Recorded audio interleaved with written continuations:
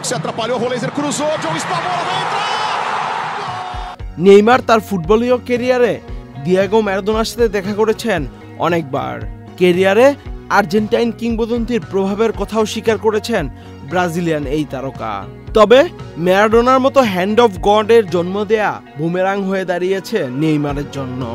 দেখতে হয়েছে লাল কার্ড, যেতে হয়েছে মাঠের বাইরে, শুনতে হয়েছে সমালোচনাও।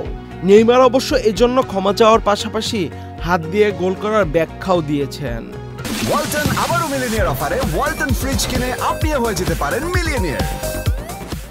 ব্রাজিলিয়ান লিগে বোতাফোগো সান্তোস ম্যাচটি গোলশূন্যভাবে ৭৫ মিনিট পেরিয়ে গিয়েছিল। এমন সময় সান্তোসের একটি আক্রমণ বোতাফোগো গোলকিপার রুখে দিলেও বলটি নিয়ন্ত্রণ করতে পারেননি। বক্সের ভিতর ছুটে আসা নেইমার ফিরতি বলের নিয়ন্ত্রণ নিতে যাওয়ার সময় বোতাফোগোর এক ডিফেন্ডার পা উঁচিয়ে বল ক্লিয়ার করার চেষ্টা করেন, কিন্তু তার আগেই ডান হাত দিয়ে বল জালে পাঠান নেইমার।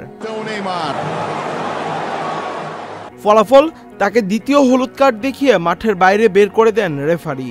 প্রায় ১.৫ মাস পর খেলায় ফিরে নেইমারের লাল কার্ড দেখে আগেভাগে মাঠ ছাড়ার ১০ মিনিট পরই জয়সূচক গোলটি পায় বোতাফোগো।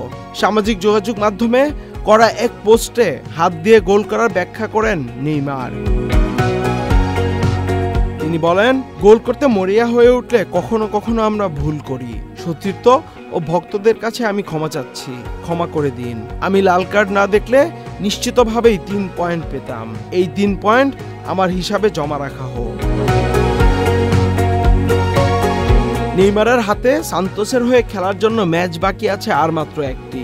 নেইমারের চুক্তি শেষ হচ্ছে ৩০ জুন। এখন পর্যন্ত চুক্তি নবায়নের কোনো খবর গণমাধ্যমে আসেনি। আহমেদ শাফি, চ্যানেল আই।